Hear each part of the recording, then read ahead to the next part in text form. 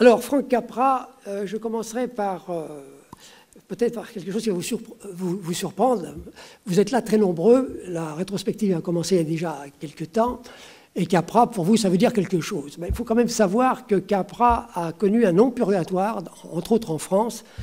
La critique a été assez sévère à son égard dans les années 1950 et 60. Il faut dire aussi que le grand Capra, c'est beaucoup plus tôt, sur les années 30. En 1946-47, quand sort La vie est belle, dans son pays, c'est un bide commercial, et en France, il passe relativement inaperçu. Donc, à la fin des années 40, tout au long des 2 décennies qui suivent, la critique lui est indifférente ou légèrement hostile. Alors, je sais bien que la guerre entre positif et la cahier du cinéma, je ne vais pas la raviver, mais c'est vrai que la cahier du cinéma ne le mettait pas du tout au premier plan. Le positif s'est réveillé un peu plus tard, vers 1971, parce que la plupart des membres du comité de rédaction étaient des grands admirateurs de l'œuvre de Capra, qu'on avait pu redécouvrir à la Cinémathèque française, et un numéro presque spécial lui a été consacré cette année-là. C'est aussi l'année où son autobiographie, The Name Above the Title, est sortie aux États-Unis et a fait un tabac. Alors, Capra, il y a 2 adjectifs qui existent en anglais pour le qualifier. Du temps de son succès, on disait qu'un film de Capra, c'était Capra-esque. Capra-esque. Et puis, lorsque la critique est devenue un petit peu plus indifférente aux États-Unis comme chez nous, on a parlé de Capricorn. Alors Capricorn, ça fait penser bien entendu au popcorn que l'on mange devant les films sans intérêt, etc.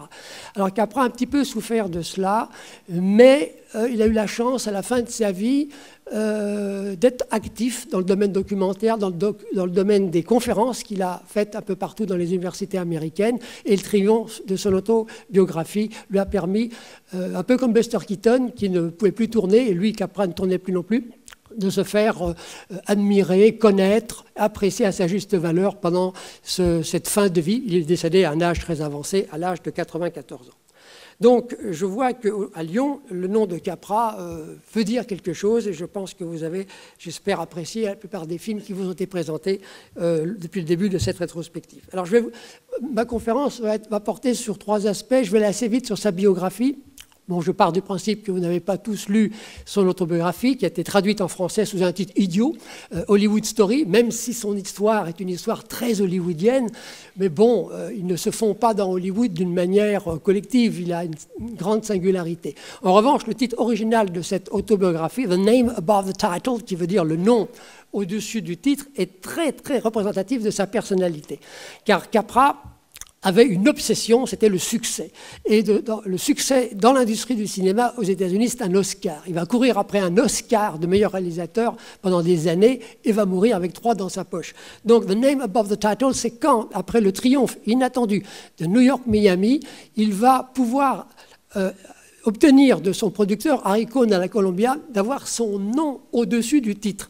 Et à cette époque-là, à Hollywood, avoir son nom avant le titre même du film, c'était la preuve de la consécration. Il faut bien savoir aussi que dans les années 30, pour ne citer que cette décennie-là, les noms des réalisateurs étaient inconnus du grand public. Il n'y en avait que 3 que les gens connaissaient. Il y avait Cécile B. DeMille, et pour cause, producteur, metteur en scène, omniprésent. Et puis l'autre, c'était Mervyn Leroy, et Capra. C'était à peu près les 3 seuls qui étaient très connus. Après, bon, il y en aura d'autres. Il y a Hitchcock qui va devenir la vedette des vedettes. Preminger aussi sera un nom assez connu. Mais ce n'est pas l'époque où la critique va imposer le regard du cinéaste, la politique des auteurs. Il faudra attendre les années 50 en France et l'effet boule de neige sur la critique américaine lors de la décennie suivante. Alors, quelques mots sur la carrière de Capra, parce qu'elle est assez singulière. Alors, il est né en Sicile, comme vous le savez sans doute, en 1897. Son vrai nom, c'est Francesco Capra, dans une famille assez déshéritée. La maman a mis au monde 14 enfants, elle en a perdu 7 sur le lot. Donc c'est la famille italienne, sicilienne du Sud par excellence, très catholique. Une partie de la famille émigre aux États-Unis en 1903 et il traverse tout de suite le continent pour aller s'établir en Californie, à Los Angeles. Alors c'est très important de savoir cela, qu'il est d'origine donc italienne, car Capra ne va pas obéir ou réagir selon les traditions des Italo-Américains. il arrive avec la deuxième vague d'immigration aux États-Unis. La première est une vague massive de personnes d'origine germanico-anglo-saxonne qui vont très vite s'adapter. Apprendre l'anglais pour ceux qui ne parlent pas, pour un Allemand par exemple, c'est très facile. En revanche, pour ceux qui appartiennent à la deuxième vague, donc fin du 19e et début du 20e, et il y a beaucoup d'Italiens siciliens dans le lot, ils savent que l'Amérique, c'est un pays un peu dangereux, on peut y perdre ses racines, on peut y perdre sa personnalité, son identité culturelle.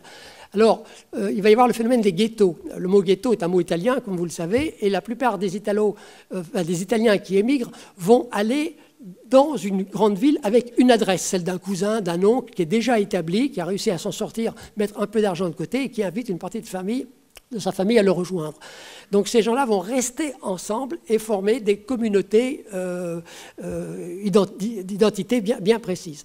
Alors ça, vous l'avez très bien visible dans les films de l'autre génération des metteurs en scène italo-américains, comme Coppola, comme Scorsese.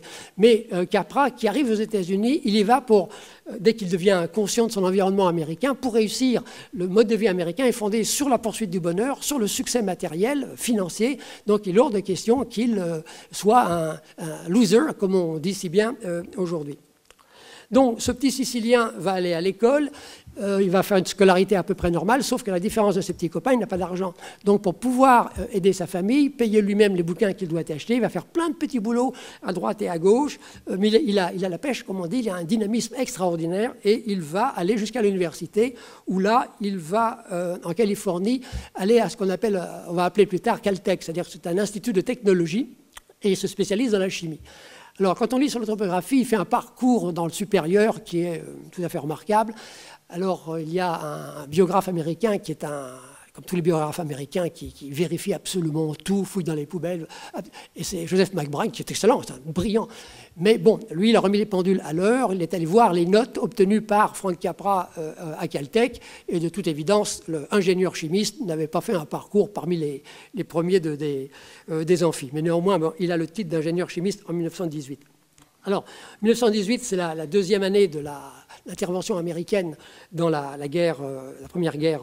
À ce propos, le thème de positif, ce n'est pas la grande guerre, c'est la grande crise. Légère nuance. Donc, il rejoint l'armée, mais ne prendra pas de fusil, puisqu'il va y aller comme spécialiste de la balistique. Alors, ne me demandez pas comment il est passé de la chimie à la balistique, j'en sais rien, on ne va pas le savoir. En tout cas, il a travailler dans ce domaine-là. Alors, Capra va au cinéma, ça l'intéresse, et il se met à écrire des petits scénarios comme ça, un petit peu pour le plaisir, mais ne sait pas trop comment on peut rentrer dans cette profession. Alors, aucun de ces scénarios ne sera bien sûr réalisé par la suite. En 1920, c'est la première grande joie de sa vie américaine. Il va prendre la nationalité de ce pays et transformer son nom. Francesco devient Frank, il rajoute Russell Capra, ce qui lui permet de signer ses premiers films plus tard de Frank R. Et Capra. Ça fait très américain d'avoir un deuxième prénom. Puis quand il connaîtra la gloire, il va bien sûr oublier le petit R. Alors en 1921, il va éviter un grand écueil. Les bootleggers ont besoin d'un chimiste pour les alambics. C'est la prohibition, fabrication du vin, bière, tout ça, surtout la bière, clandestine. Et le problème, c'est qu'après fabriquer tout cela dans les montagnes, à l'écart des grandes villes, on va les faire carrément dans les grandes villes, parce que la police est de mèche, les politiciens aussi, tout le monde boit, à la Maison-Blanche, le président boit comme un trou. Bon, c'est une hypocrisie totale. Et Capra est approché pour, comme il a des connaissances chimistes, s'arranger pour qu'il n'y ait pas d'odeur qui se dégage des fabrications de bière dans la ville. Mais bon, en bon catholique, il se méfie et renonce. Tant mieux pour nous, puisqu'il va tenter sa chance, il écrit, on fait des films.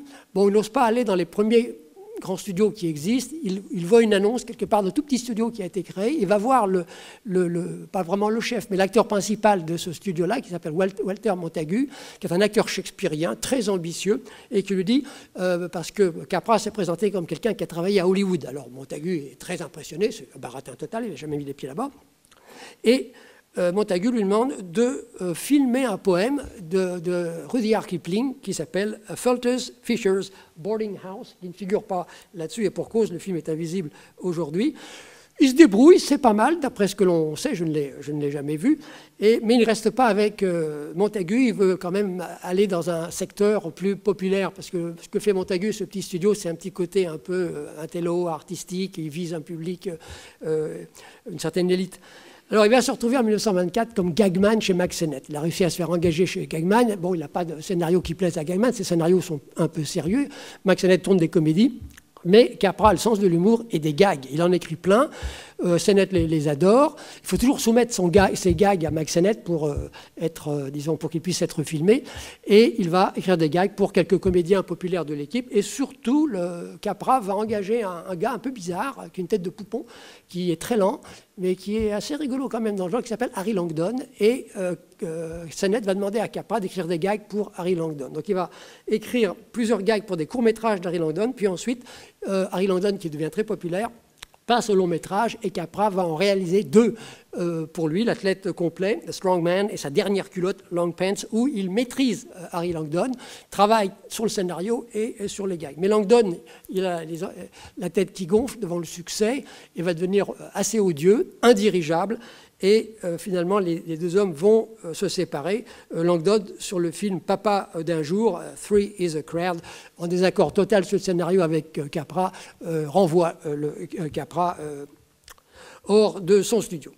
Alors, la grande chance de Capra, c'est 1928. Là, il va être engagé par Harry Cohn, qui dirige la Columbia. La Columbia, c'est un petit studio. Ce n'est pas l'un des grands comme Metro, comme la Paramount ou la Fox. C'est un petit studio qui a une sale réputation parce que les budgets sont très, très bas. Les films sont tournés très rapidement. Ils sont en général appréciés d'un public populaire. Mais alors, si Cohn engage Capra, ce n'est pas pour ce qu'il sait de lui, de son talent d'écrire des gags, c'est 2 réalisations pour Langdon. C'est simplement parce qu'il a besoin d'un réalisateur. On lui a donné une liste de réalisateurs qui sont sans emploi. Il regarde, il n'y a personne dans la lettre A ni la lettre B, mais à C, il y a Capra, je veux celui-là. Harry Cohn est un homme non éduqué, je ne dirais pas illettré, mais pas très loin, d'une vulgarité exemplaire. Et surtout, il marche à l'instinct. Ça lui plaît, ça ne lui plaît pas. Alors, il en a besoin d'un, il prend le premier scénariste, et Capra se voit donc confier la réalisation de films. Alors, ce qui va se passer à la Columbia, Capra va faire sa carrière importante à la Columbia, parce que si Harry Cohn est vraiment, pardonnez-moi le mot, mais un emmerdeur né, un tyran, en revanche, il sait reconnaître un talent. Et le talent, pour lui, c'est l'argent que le talent a pu rassembler avec ses films. Et dès que Capra passe derrière la caméra pour lui, il lui fait faire des films très différents. Il y a des films catastrophes, il y a des drames, etc. Et les films rapportent de l'argent. Donc Cohn va avoir une confiance presque aveugle en Capra. Et Capra va faire 2 rencontres importantes qui vont lui permettre de devenir Capra-esque, comme on le dit là-bas. C'est en 1930 le scénariste Joe Swerling, avec qui il va faire 6 films. Et puis surtout en 1931, Robert Riskin, avec qui il va tourner 13 films. Et tous les grands titres que vous connaissez de lui ont été écrits par Robert Riskin.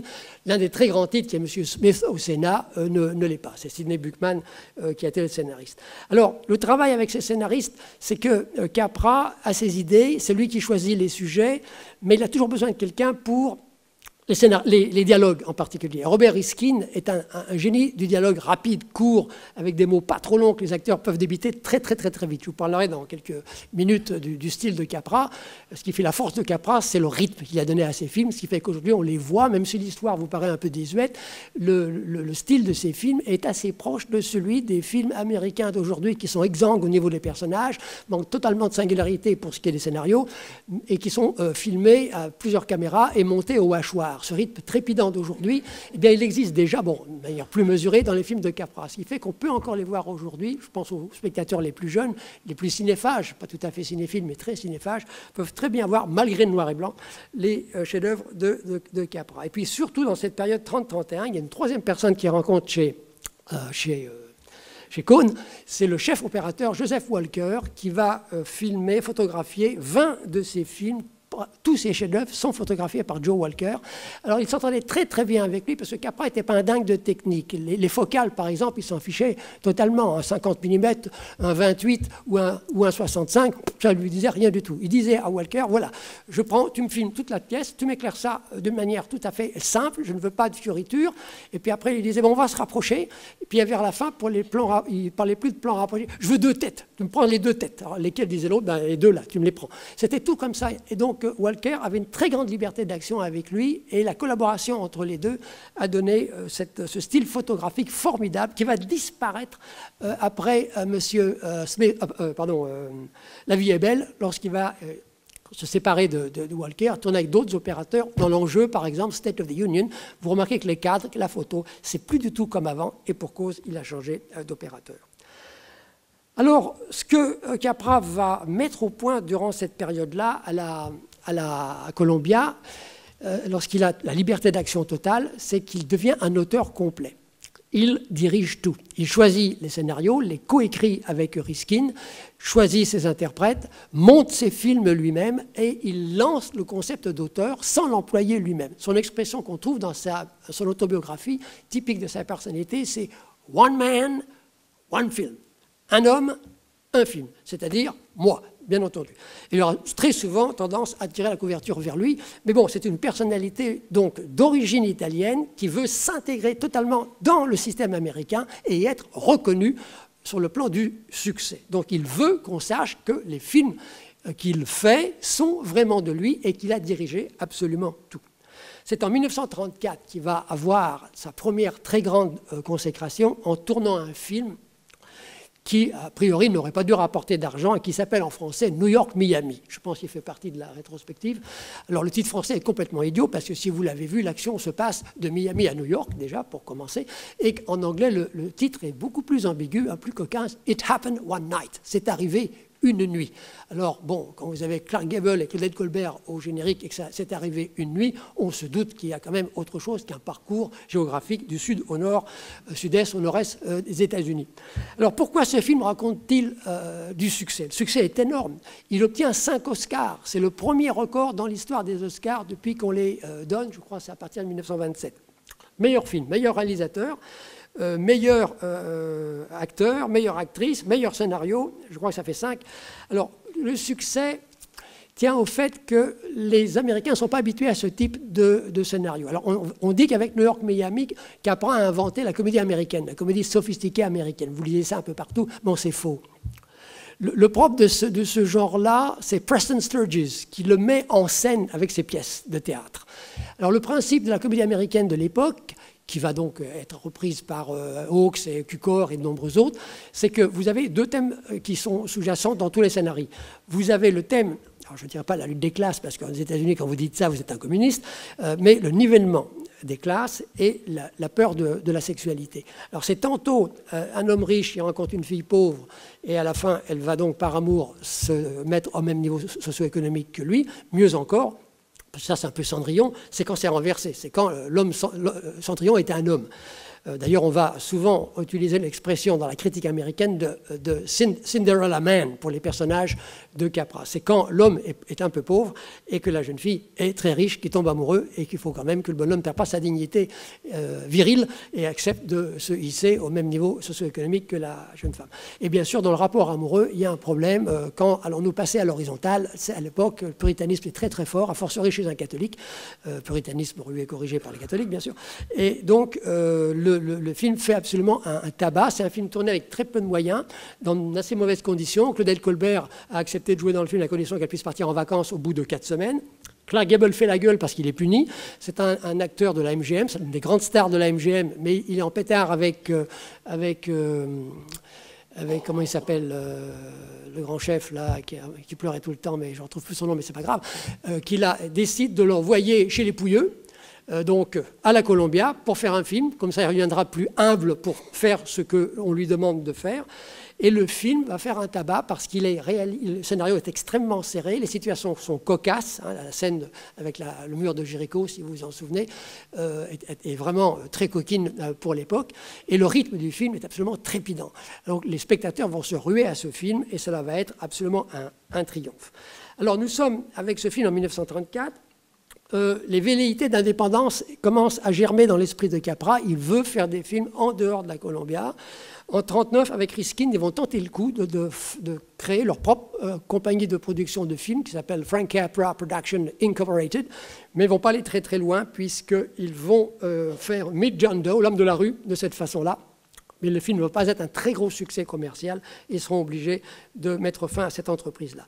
Alors en 1941, c'est l'engagement américain dans la guerre en Deuxième Guerre mondiale. Capra, qui est un grand, grand patriote, le patriotisme joue un rôle fondamental dans ces films, s'engage. Bon, il est trop vieux pour aller à Iwo Jima, mais on va lui confier, le ministère de la Défense va lui confier des films de propagande. Les Allemands en font, et de formidables. Leni Riefenstahl, si on ne fait pas attention à ce qu'il y a dedans, c'est quand même très beau. Et il va falloir faire la même chose que Hitler. Il va falloir d'abord convaincre les soldats américains que pour la deuxième fois, il va falloir combattre à l'étranger, et cette fois-ci sur deux fronts. Et puis, devant la qualité des films que Capra, Stevens, William Wyler et Litvak vont tourner, ces films de propagande, ces documentaires qui justifient l'engagement militaire américain, eh bien, sont tellement bons que le président Roosevelt, qui les voit, décide qu'on les montre au public. Comme ça, la nation entière sera convaincue que ce qu'on a fait en 1917-1918, ça vaut le coup de recommencer contre les Japonais, puis après contre Mussolini et contre Hitler plus particulièrement. Alors ces films-là ils existaient en cassette, je ne sais pas s'ils existent en DVD, mais ils sont formidables. Une écriture dans le scénario qui est extrêmement intelligente. Bon, c'est de la propagande pure et dure, hein, mais la réalisation est formidable. Ils ont piqué des extraits de films dans les stocks allemands, ils ont procuré les films de propagande nazis, dans des stocks japonais. On détourne bien entendu ces images-là, on en tourne de nouvelles, il y a des bancs titres, c'est très très très pédagogique, manichéen au possible, et la série s'appelle « Pourquoi nous combattons ?» Puis il y en a une autre série que Capra supervise de très près qui s'appelle « Connaissez votre ennemi ». Alors, à la fin de la guerre, Capra, qui sort de l'armée avec le grade de colonel, renoue avec ses libertés, son désir d'être indépendant, et avec William Wyler, qu'il a donc bien côtoyé à l'armée, avec George Stevens et puis le scénariste le producteur Sam Briskin, ils vont décider de créer une propre compagnie. Il y a beaucoup d'acteurs, de réalisateurs qui tentent le coup après-guerre. Ils en ont marre du système des studios où ils sont complètement manipulés par les producteurs, et ils ont connu la liberté en faisant des films de ce type-là. Donc ils vont créer Liberty Films. Et encore une fois, pour Capra, ce n'est pas de chance, car le ton Capra ne correspond plus à l'Amérique. Le cinéma de Capra est fondé sur l'innocence. Les personnages principaux de Capra sont de grands enfants qui se trouvent à l'âge adulte balancés dans un monde d'adultes corrompus, en partie cyniques.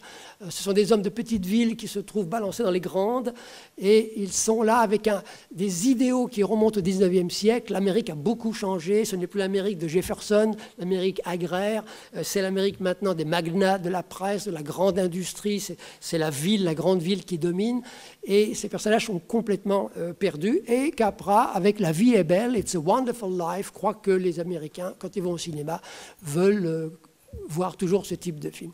La vie est belle est un bide. Les Américains ont compris que l'humanité n'est pas béatement positive. L'homme n'est plus, comme Jefferson l'avait dit, l'homme n'est pas fondamentalement mauvais. Or, à la découverte des camps de concentration et d'extermination par les GIs, les officiers savaient que ça existait, mais pas les soldats. Il y a eu des traumatismes. L'homme est capable de faire ça, mais ce n'est pas possible, c'est inimaginable. Même nous, aux Indiens, on n'était pas comme ça. Il y a un désarroi sur le plan intellectuel, politique, parmi la population cultivée. Et le grand public aussi a appris toutes ces choses-là. Et La vie est belle, avec des histoires d'anges, un ange qui empêche James Stewart de sauter, de se suicider le jour de Noël. Enfin bon, c'est complètement cucu. Et La vie est belle est un échec. Les autres films produits par Liberty Films vont aussi se casser la figure. Et donc Capra va être à ce moment-là obligé de vendre Liberty Films à la Paramount. Et là, c'est la fin. C'est la fin, pourquoi? Parce que la Paramount engage Capra et va lui demander de faire 2 films pour Bing Crosby. Alors, Jour de chance et Si l'on mariait papa, 2 navets. Les seuls bons moments, et encore, ce ne sont pas sa meilleure chanson, c'est comme Bing Crosby chante, parce que la voix est belle, bon, etc. Et puis, Capra, dans l'un des 2, fait une chose formidable. Il a vu qu'à la télévision, à la télévision, il y a beaucoup des dramatiques à l'époque, tournés en direct. James Dean en a fait plusieurs. Alors, c'était en direct, et toutes les caméras marchaient dans les différents décors en même temps. Donc, quand un acteur passait d'un décor à un autre, il était automatiquement filmé par la caméra dans la pièce d'à côté, etc.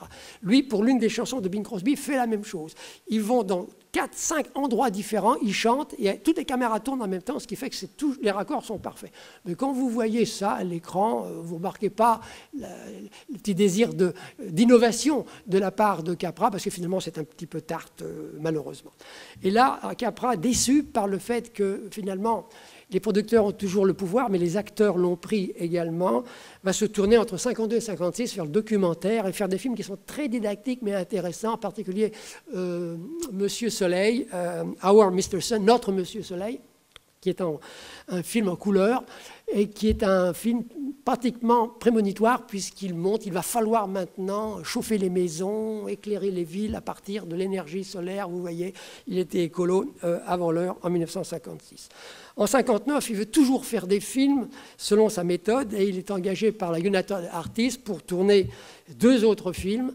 Alors, l'un, c'est Un trou dans la tête avec Frank Sinatra. Frank Sinatra fait la loi et Capra doit obéir à Sinatra. En outre, il n'arrive pas à diriger Sinatra et Robinson en même temps. Sinatra est parfait à la première prise, déjà moins bon à la seconde et la troisième, il dort. Edward G. Robinson doit s'échauffer pendant 5, 6, 7 prises. Les faire marcher en même temps, c'est la croix et la bannière. Et puis ensuite, ça va être son dernier long métrage, qui est le remake d'un de ses films, Lady for a Day, qui est rebaptisé A Pocket Full of Miracles, Milliardaire d'un jour, pour un jour, qui est pas mal du tout, il est bien réalisé, il y a un Peter Falk absolument formidable d'un bout à l'autre du film. Mais voilà, c'est Glenn Ford qui le produit, et Glenn Ford exige que sa petite copine aux planches ait le rôle principal. Physiquement et sur le plan du talent, elle ne correspond pas à ce qui est écrit. Capra doit tout réécrire pour elle. Glenn Ford exige aussi des pourcentages sur les recettes. Il est insupportable. Capra a compris. Les réalisateurs de films n'ont plus le pouvoir. Ils ne pourront plus le prendre parce que si on pouvait le faire avec les producteurs, en se montrant plus malin qu'eux, avec les acteurs, il y a un ego tellement surmultiplié qu'on n'y arrive pas. Alors, il va baisser les bras, il le fait tout de suite après. C'est John Wayne qui fait appel à lui pour le plus grand cirque du monde. Mais au bout de quelques jours de dialogue, ou de monologue plutôt, avec John Wayne, il comprend que John Wayne, même s'il ne réalise pas le film, il va le faire. Donc, après, il lui dit bye-bye et c'est fini. C'est Henry Hathaway qui va donc faire ce film-là. Donc, entre 62 et 71, c'est un petit purgatoire pour lui. Et puis, comme je vous le disais, donc, il publie son autobiographie en 1971. Il reçoit un Life Achievement Award de l'Institut du film américain. C'est le triomphe, les conférences, etc. Et jusqu'à sa mort, il va être fêté un peu partout aux États-Unis, ce qui le ravit considérablement. Pendant ce temps-là, en France, il est oublié, mais vous vous souvenez de ce que je vous ai dit tout à l'heure. Alors, quelques mots sur l'univers de Capra. La plupart de ces grands films sont imprégnés de cet univers, mais il ne faut pas mépriser ceux qu'il a tournés avant, des films de commande de la Columbia, même ces films catastrophes comme Submarine, Dirigible, Bessie Love à Broadway, Bessie à Broadway, des films de ce genre-là. Vous trouvez les premiers germes de ce qui va être le style et surtout l'univers thématique de Capra. Donc, le monde de Capra, c'est le monde d'un immigré qui a appris l'histoire de l'Amérique rapidement dans les livres et qui fait sienne la politique, l'idéologie des pères fondateurs. Principalement, 2 hommes jouent un rôle important chez lui, c'est Thomas Jefferson et Alexander Hamilton. Hamilton, c'est la force de caractère. Jefferson, c'est la démocratie, la libre entreprise, l'individualisme et l'agrarianisme. Alors, et là-dessus, vous avez toute la philosophie qui se dégage du Nouveau Testament. Et les catholiques, ils ne font pas l'oublier. Donc, l'idéologie conservatrice du Parti républicain américain, le tout saupoudré dans la générosité de la politique du bon voisinage, selon Jésus-Christ. Si vous avez compris ça, je m'en vais, c'est tout Capra. C'est avec ça qu'il a fait ses films. Alors, c'est quelqu'un qui a des certitudes. Pour lui, ces certitudes-là sont sacro-saintes et il n'y a pas de possibilité d'aller à l'encontre. Alors, je vous l'ai dit, l'univers de Capra, c'est celui de l'innocence. Vous prenez Gary Cooper dans Deeds, vous prenez James Stewart dans Monsieur Smith, Gary Cooper dans Meet John Doe, qui en français, c'est l'homme de la rue. Tous ces personnages-là sont, comme je le disais il y a un instant, de grands enfants. Ils se trouvent perdus dans un monde où la corruption règne. Alors, bien entendu, le cinéma de Capra est naïf. Le manichéisme règne.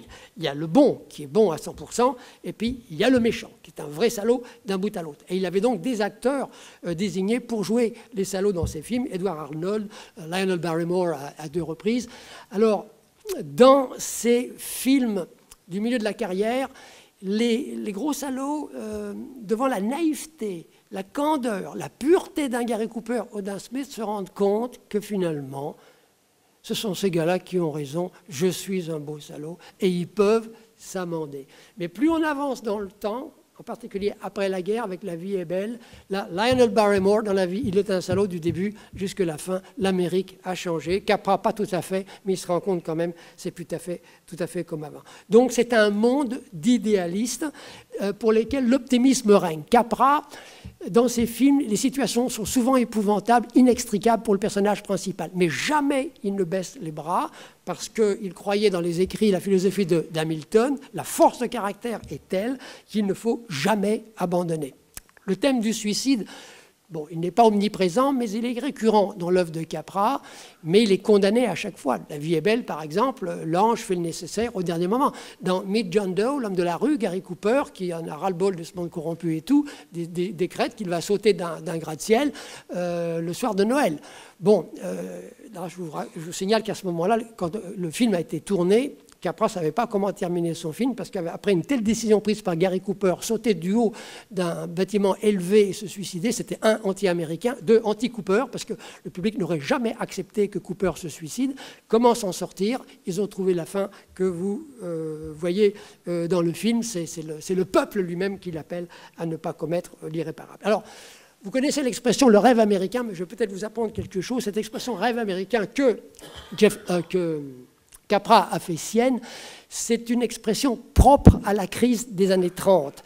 Elle est fondée sur les grandes idées de Jefferson, des pères fondateurs, du Parti républicain et du démocrate ensuite, qui avait repris les idées du Parti républicain avec Jackson dans les années 1928-1930. 1800, oui, j'ai bien dit ça.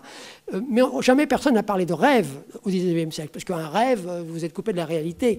Le concept de rêve qui va jouer un rôle fondamental dans la deuxième moitié des années 30, jusque dans les années 60, puis va prendre un coup dans l'aile avec, bien sûr, la crise de civilisation de la deuxième moitié des années 60 et tout au long des années 70, on va parler du cauchemar américain. Ce concept est dû à un historien qui s'appelle James Truslow Adams, comme Adam, mais avec un S au bout, qui en 1931 écrit une histoire des États-Unis qu'il veut appeler The American Dream. Mais l'éditeur s'offusque. C'est l'histoire de notre pays, ce n'est pas un rêve, c'est une réalité. On va au bide au niveau de la vente, jamais on pourra vendre ce livre. Et il décide de faire une concession. Vous ne voulez pas l'appeler Histoire des États-Unis, que diriez-vous de légende? Alors ça doit être The Epic of America, l'épopée de l'Amérique. Ça sort comme ça. Mais en 1935, Adams se venge. Des extraits de son livre sont publiés dans une publication universitaire. Et là, il va intituler l'ensemble de l'article « The American Dream ». Nous sommes en 1935 et l'expression va redonner le moral à toute l'Amérique, car le terme « rêve »,« dream » en anglais, repris par le commun des mortels, et qui sous-tend tout le cinéma de Capra, c'est en fait le mot « projet ». A dream, aux États-Unis, on dit « My dream will come true ». Vous l'entendez souvent dans les dialogues des films américains, « Mon rêve va devenir vrai, va se réaliser ». Donc le rêve est un projet. En pleine crise des années 30, parce que le New Deal de Roosevelt ne fait pas l'unanimité, et dans le film que vous verrez tout à l'heure, Extravagant Monsieur Deeds, quand vous lisez dans Télérama, pas Télérama, c'est trop sérieux, ça, Télé 7 jours, et les trucs du même genre, quand l'extravagant Monsieur Deeds est projeté à la télé, diffusé par la télé, vous lisez, c'est un film rooseveltien. Capra rend hommage au New Deal. J'en fous, il était contre le New Deal, il était pour Hoover, il a voté pour Hoover, contre ces sigles, Roosevelt. Il pensait que c'était la fin, c'était le communisme. Mais en même temps, le New Deal, c'était la politique du bon voisinage. Il y avait un côté populiste dedans, et Capra était très sensible à ça. Donc, vous verrez dans Deeds comment il jongle avec ces choses-là. Alors, un extrait pour illustrer le bon voisinage. Je suis dans les temps à peu près. Je ne vois pas ma montre, donc je ne sais pas. On est jusqu'à minuit. Alors, l'extrait que je vous montre, il dure 10 minutes, c'est dans L'homme de la rue. Vous allez voir, là, il y a tout. Il y a tout ce dont je viens vous entretenir. Et vous allez voir, je veux attirer votre attention sur la qualité de jeu des acteurs de second plan, en particulier celui qui s'appelle Bert Hansen du Drugstore, là, qui est joué par Regis Toomey. C'est Capra.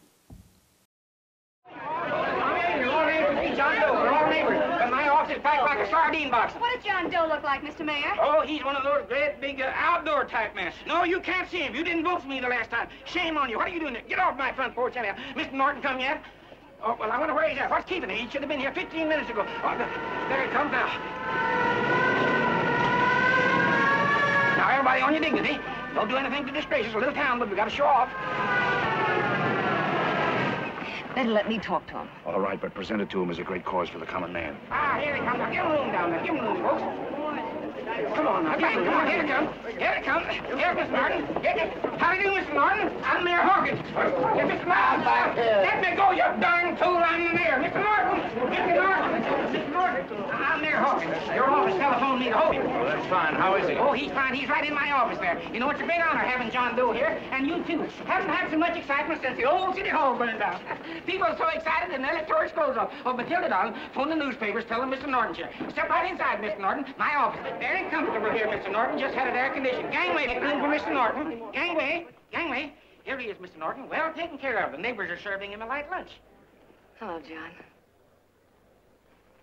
Well, Mr. Mayor, if you don't mind, we'd like to talk to him alone. Why, certainly, certainly. All right, everybody. Clear out.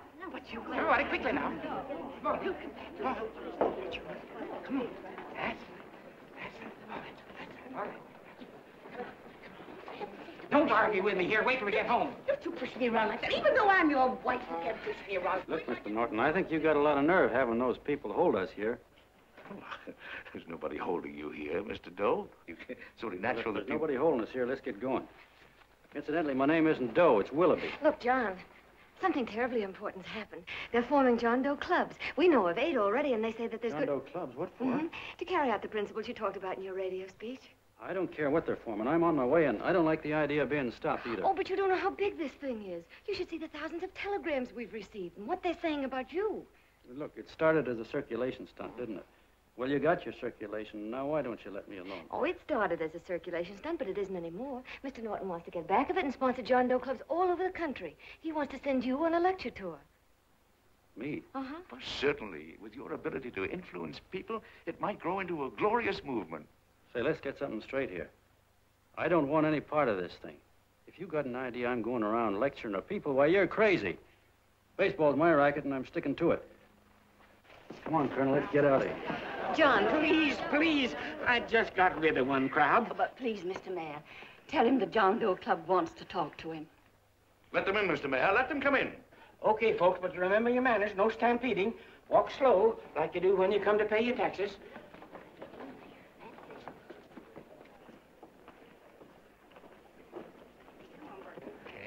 All right, give me a chance. come right in.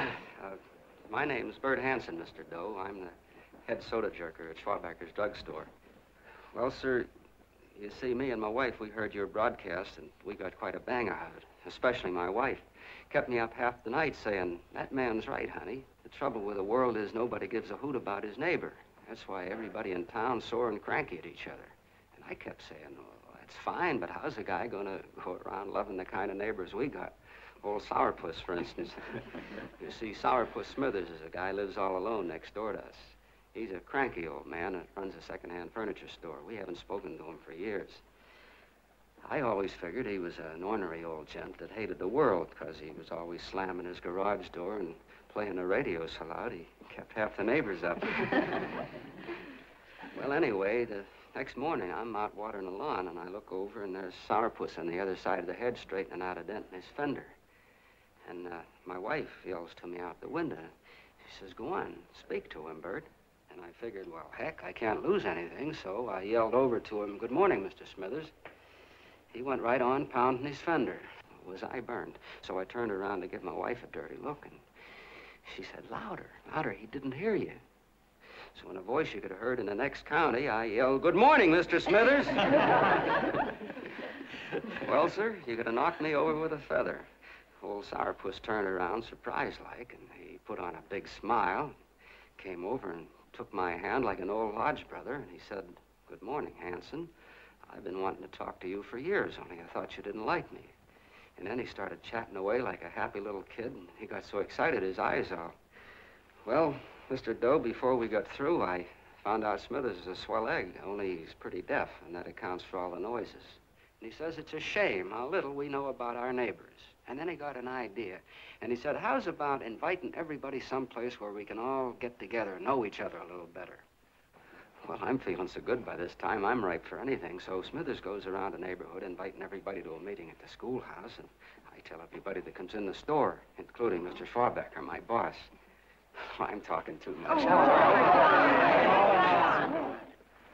Well, I'll be doggone if over 40 people don't show up. Of course, none of us knew what to do, but we sure got a kick out of seeing how glad everybody was just to say hello to one another. Tell him about making Sourpuss chairman. Oh, yeah, we made Sourpuss chairman and decided to call ourselves the John Doe Club. And say, incidentally, this is my wife. Come here, honey. This is my wife, Mr. Doe. How do you do, Mr. Doe? Sourpuss is here, too. Oh, is he? This is Sourpuss, or excuse me, Mr. Smithers, Mr. Doe. That's all right. If you didn't call me Sourpuss, it wouldn't feel natural. Well, anyway, I guess nearly everybody in the neighborhood came except the Delaney. And the Delaney's live in a big house with an iron fence around it, and they always keep their blinds drawn. And we always figured that he was just an old miser that sat back counting his money, so why bother about inviting him? Until Grimes, the milkman, spoke up, and he said, say, you've got the Delaneys all wrong. And then he tells us about how they canceled their milk last week, and how when he found a note in the bottle, he got kind of curious-like, and he sort of peeked in under the blinds and found the house was empty. If you ask me, he says, they're starving. Old man Delaney has been bringing his furniture over to my place at night, one piece at a time, and selling it. Yeah, and, well, sir, a half dozen of us ran over there to fetch him, and we brought him to the meeting. And what a reception they got. Why, everybody shook hands with him and made a fuss over them, and, well, finally, Mr. and Mrs. Delaney just sat right down and cried. And then we started to find out about a lot of other people. Yeah, sure. Well, you know Grubel, for instance. Grubel's here. See? Yeah, that's a... Of course, you don't know Grubel, but he's the man that everybody figured was the worst no-account in the neighborhood because he was living like a hermit, and nobody would have anything to do with him. That isn't Little Murphy. The postman told us the truth. Why, Grubel, he says, he lives out of garbage cans because he won't take charity, because it'd ruin his self-respect, he says. Just like you said on the radio, Mr. Doe. Well, sir, about a dozen families got together and gave Grubel a job watering their lawns. Isn't that wonderful? And then we found jobs for 6 other people, and they've all gone off relief. Yeah, and my boss, Mr. Schwabecker, made a job in his warehouse for old man Delaney. And he gave you that $5 raise. Yeah, wasn't that swell? Why, Bert, I feel slighted. I'd like to join, but nobody asked me. I'm sorry, Mayor, but we voted that no politician could join. Just the John Does of the neighborhood, because you know how politicians are. Well, the reason we wanted to tell you this, Mr. Doe, was just to give you an idea of what you started. And from where I'm sitting, I don't see any sense in you jumping off any building. No. Well, thank you for listening. Goodbye, Mr. Doe. You're a wonderful man, and it strikes me you can be mighty useful walking around for a while. Hey, goodbye, Bye. Mr. Doe. Bye. Goodbye, Mr. Doe.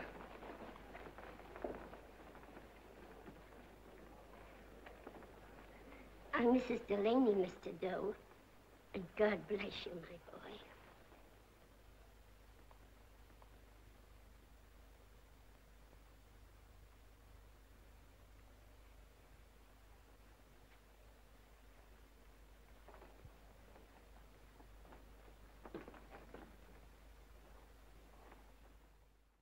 Alors, dans ma grande nervosité naturelle, je n'avais pas présenté la situation. Je ne sais pas si vous connaissez tous ce film. Le personnage Gary Cooper, c'est un joueur de baseball qui est un peu à la dérive et qui va répondre à une annonce radiophonique où on cherche quelqu'un qui va pouvoir incarner le common man, un John Doe. Et John Doe, en américain, c'est Monsieur Dupont, hein, c'est l'homme le voisin d'à côté. Et comme on offre un sandwich, bien entendu, il crève la faim, il n'a pas un sou, il y va, il accepte. Et il doit ensuite faire un discours qui est écrit par Barbara Stanwyck, qui est un discours très, très populiste sur la politique du bon voisinage, etc., qu'il dit d'ailleurs pas mal, mais il se rend compte qu'il est manipulé, et lui, ce qu'il veut, c'est retourner dans son bled natal, je crois, et rejouer au baseball quand son bras ira mieux. et il s'enfuit. Et il est remarqué dans un drugstore, on le reconnaît, et aussitôt, celui qui a lancé l'opération John Doe, qui est le gros méchant que vous voyez à côté de Barra Stanwyck, Edward Arnold, est informé et il revient pour essayer de le récupérer. Et s'il le récupère sans dire un mot, parce que le phénomène John Doe, qui est fondé sur la nécessité des gens de s'entraider, de s'ouvrir aux autres, a fait une espèce de grande réaction sur l'ensemble des États-Unis, et des clubs John Doe ont été créés très naturellement. Et là, Gary Cooper est confronté au phénomène et il est complètement coincé et va être récupéré par le magnat de la presse. Enfin, ce film est un film de 1939 et Capra est très conscient qu'en Europe, ce qui se passe pourrait très bien se passer aux États-Unis, car les idées nazies sont soutenues par deux personnes, Fritz Kuhn d'une part et un prêtre catholique, Charles Coughlin, et qui sont capables de remplir le Madison Square Garden de New York complètement. Donc c'est un film antifasciste qui est fait très à l'américaine et qui, sur ce point, est réussi dans sa dialectique, mais le public n'a pas boudé, c'était quand même un succès, mais insuffisamment. Alors, je ne vais pas traiter tous les autres thèmes. Avant de vous quitter, je vais simplement mettre en relief plusieurs caractéristiques stylistiques du travail de Capra. Vous avez compris que son univers est un univers extrêmement conservateur. Le style de Capra, lui, ne l'est pas. Il y avait chez lui, pour faire un film, lorsqu'il a contrôlé la matière cinématographique à 100%, il y avait 4 principes de base. Être réaliste. Donner du spectacle au spectateur, donc montrer une réalité avec des personnages qui soient tout à fait crédibles. Avoir un certain sens d'intuition, bien choisir les acteurs par rapport aux personnages qui ont été écrits. Alors, ce n'étaient pas des analyses très approfondies, il allait à l'instinct, mais il savait par exemple que pour jouer le plus candide de tous ces personnages, James Stewart était supérieur à Gary Cooper, qui pourtant travaillait une bonne dose d'innocence aussi, mais Stewart, avec son côté dégingandé, sa manière de parler comme un vieux à 17 ans, sa manière de bégayer aussi, faisait qu'il était à côté de ses pompes. Alors que Cooper était un homme qui, lui, avait une détermination, il savait vraiment ce qu'il voulait faire. Monsieur Smith ne sait pas toujours vraiment où il est au Sénat en tant que sénateur honoraire. Et puis, il laissait une très grande place à l'improvisation. Donc, ce sont les principes de base pour tous les films. Alors, le scénario, quand il faisait écrire, mais était à côté, avec Riskin, un scénario, le personnage principal qui était détaillé dans le moindre détail, il fallait qu'il soit extrêmement précis. L'intrigue, il s'en fichait au départ. On avait un thème, il fallait que le thème général soit bien clair. Là, par exemple, c'est la dénonciation de la manipulation des foules à travers un individu. Et puis, lorsque le thème général était bien dessiné, le personnage et tous les personnages annexes également, alors là, avec Riskin, il détaillait, il développait l'intrigue, des petites scènes par-ci, des petites scènes par-là, que ça forme un tout bien rythmé qui devrait tenir 90 ou 120 minutes. Quand le scénario était prêt, le premier souci de Capra, c'était l'acteur. Il adorait les acteurs. Il a dit dans ses mémoires, il n'y a pas de mauvais acteurs, il n'y a que de mauvais metteurs en scène. Bon, entre nous, ça se discute. Mais c'était sa façon à lui de bien dire que l'acteur était roi et qu'il fallait le bichonner. Alors, par exemple, lorsqu'il a engagé pour les rôles secondaires un comédien qui avait le physique de l'emploi, pas d'essai. Un long entretien pour voir si effectivement la personnalité de cet acteur correspondait bien au personnage. Et si, par intuition, Capra pensait qu'il faisait l'affaire, il l'engageait, il n'y avait pas d'essai. Lorsqu'il dirigeait ses comédiens, c'était une direction de sentiments et de pensée. Il leur expliquait ce que ressentait le personnage dans cette situation-là, ce à quoi il pensait, etc. Mais n'a jamais demandé à un acteur de se gratter la joue, de se mouvoir les bras derrière le dos, etc. Si le sentiment ou la pensée était juste dans l'acteur lorsqu'il jouait sa scène, le corps suivait comme il disait. Et effectivement, quand vous regardez l'ensemble des grands films de Capra, les interprétations de tout le monde, du premier au dernier rôle, sont d'une justesse inouïe. Là, vous l'avez vu. Bon, à côté de Hansen, là, le gars du drugstore, si vous regardez la tête des figurants qui est à côté de lui, ils jouent tous leur petit rôle par rapport au monologue du monsieur. Et c'est d'une justesse inouïe. Et là, il avait une manière d'arriver à cela, mais dans quelques secondes, je vous la donnerai. Très peu de répétitions. il croyait beaucoup plus au travail à l'italienne sur table, un peu comme au théâtre.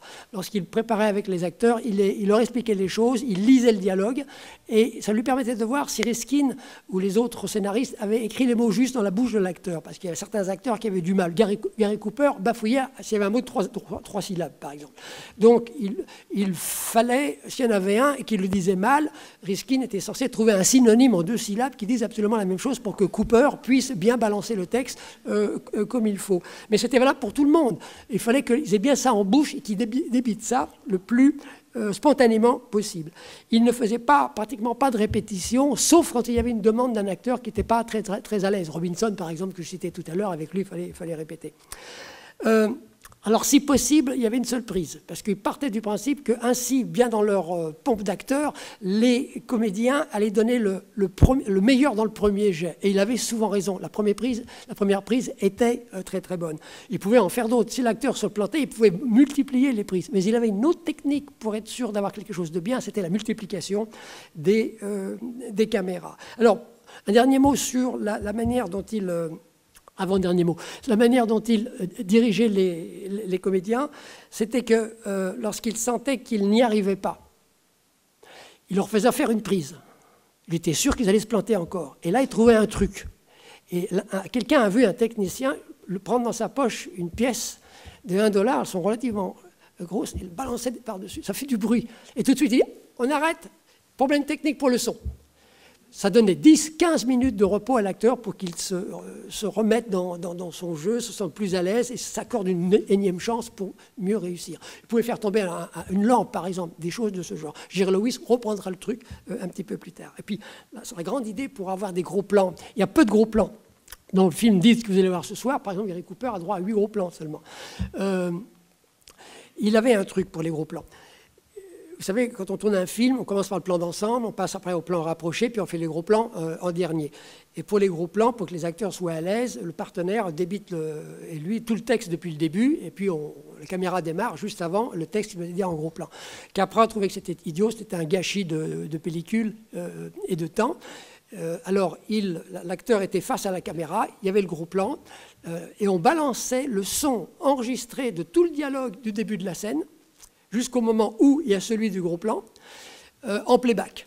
Donc l'acteur ou l'actrice s'entendait parler, entendait les personnages, était dans l'action, pouvait même mimer pour le plaisir le texte qu'elle avait dit juste avant, et quand arrivait le gros plan, balançait le texte de la manière la plus juste possible. Et ça a très souvent très bien marché dans ces films. Alors pour la réalisation elle-même, je vous l'ai dit, il n'y a pas de fioriture, la technique ne l'intéresse pas trop, c'est l'acteur qui domine. La caméra bouge beaucoup, mais vous ne la remarquez jamais. Les mouvements de caméra ne sont pas des caméras subjectives, ce sont des mouvements de caméra qui sont fonctionnels. On suit les déplacements de l'acteur.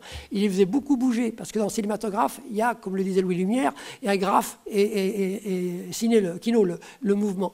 Donc les films de Capra devaient apporter du spectacle, un spectacle extrêmement actif, fondé sur le mouvement. Les acteurs bougent beaucoup dans ces films, et la caméra panoramique ou travellingue, en les suivant, on ne le remarque pas, mais contribue au dynamisme de la narration. Alors, pour les mouvements de foule, il avait une manière assez précise de faire. Les groupes, les figurants avaient des numéros, vous devez se diriger vers ces numéros, et les cacher. Kubrick reprendra le truc dans Spartacus, et surtout pour les scènes de foule, il y avait plusieurs caméras, 3, 4, 5 si nécessaire. Dans Meet John Doe, il y en avait à un moment donné, je crois, entre 5 et 7 pour l'avant-dernière scène, la grande séquence de la foule où John Doe est complètement manipulé par Arnold. Mais il le faisait également avec les scènes où il n'y avait pas grand monde. Là, par exemple, ce que vous venez de voir, il y a 2 caméras qui tournent en permanence. L'une qui est devant 3/4, le gars du drugstore qui fait son monologue, et il y en a une derrière qui le prend de dos et qui permet de montrer Gary Cooper, Stanwyck et Arnold. Il y en avait une aussi sur Gary Cooper pour ses réactions face à toutes ces choses qui l'étonnent, parce que lui, il veut abandonner le John Doe à ce moment-là. Et devant ce mouvement populiste, démocratique, éminemment humain, il est coincé et il doit réagir d'une manière juste. Cooper ne pouvait pas faire ça tout seul dans son coin, il fallait qu'il ait devant lui quelque chose qui le provoque. Donc il est filmé pour donner ce mouvement en in vivo à ce moment-là. Capra, par exemple, pour tous les films, pensait que les moments les plus rapprochés étaient les plus intenses en émotion. Donc il démarrait toujours ces scènes par le plan d'ensemble, puis se rapprochait. Il pouvait se rapprocher en 2-3 temps avec différentes caméras. L'une qui prenait 4 personnages, puis une autre qui en prenait que 3. Une autre pouvait en prendre que 2. Et elles tournaient toutes en même temps. Comme ça, au montage, il avait plusieurs uniques prises, mais par différentes caméras, ce qui évitait les multiples prises sur toujours la même scène, même s'il a travaillé de cette manière-là également. Ce qu'il a aussi fait, c'est le rythme accéléré. Il avait remarqué que les films de son époque étaient un peu lents à son goût. Donc il a décidé d'éliminer tous les déplacements inutiles. Par exemple, dans un film, vous avez quelqu'un qui passe d'une pièce à une autre. Pourquoi? Ça perd du temps. Le personnage sera déjà dans la pièce, on le voit qu'il s'arrête de marcher. Il va supprimer les fondus enchaînés ou en faire très rapide. Il va préférer les volets. C'est un trait vertical qui élimine la scène qui se termine et amène la suivante. En général, c'est assez lent, ce truc-là. Lui, vous le remarquez à peine, c'est une sorte de volet fondu enchaîné. Il va aussi mettre au point le chevauchement des dialogues. Dans la vie, quand on parle dans une scène de famille ou autre, on interrompt toujours les autres, on parle par-dessus ce que dit l'autre, etc. Il va faire la même chose. C'est tabou au cinéma, il est le premier à l'avoir fait. Mais bien sûr, il ne parle pas, les acteurs, sur des phrases fondamentales. C'est la fin d'une phrase qui ne signifie pas grand-chose, qui est boulottée par le début de la réplique suivante, qui ne veut pas dire grand-chose non plus, mais l'essentiel, bien entendu, nous l'entendons toujours. Il fera ça à partir de 1932 dans La Ruée, American Madness. Et puis surtout, il va accélérer la prise de vue. Par moment, il va accélérer d'1 tiers la vitesse de défilement du film, ce que Scorsese reprendra, lui, souvent en décélérant plutôt. Quant au montage de ces films, il les faisait pratiquement au tournage. Il choisissait tout de suite les meilleures prises qu'il avait faites. Il avait vu que c'était avec la caméra A ou la caméra B qu'on avait la meilleure prise. Il faisait tirer ça tout de suite.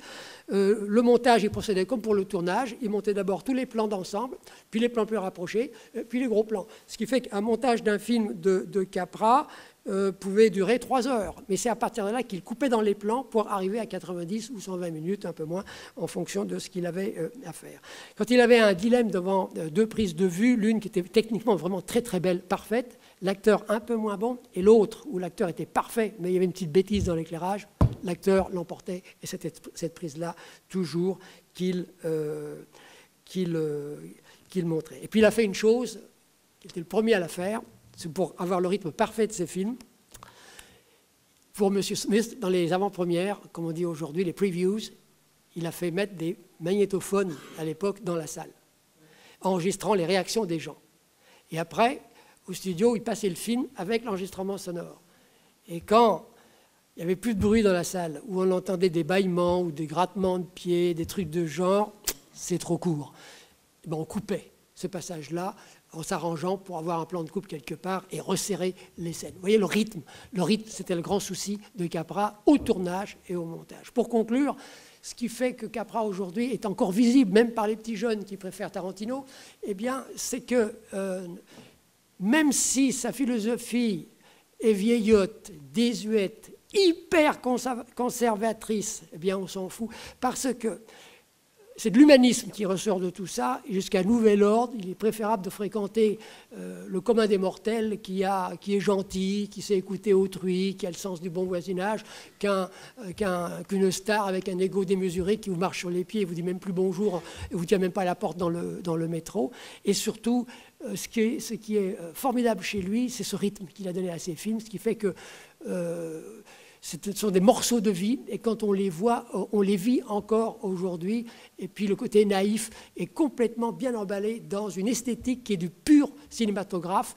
Il avait un sens de la forme. Aujourd'hui, malheureusement, dans le cinéma français en particulier, on a des problèmes d'imagination pour les scénarios, mais on a souvent peur de vouloir renouveler les formes. Capra n'a cessé tout au long de la meilleure partie de sa carrière de renouveler les formes, et c'est pourquoi il était extrêmement apprécié de la critique et de ses confrères dans sa grande période, car il était un exemple à suivre. C'est quelqu'un à mettre au même niveau que John Ford, ils ont la même philosophie, que Hawks pour le rythme, très rythmé aussi, et le plus grand cinéaste de l'époque, dont M. Hitchcock, dans un monde tout à fait différent. Merci. Applaudissements.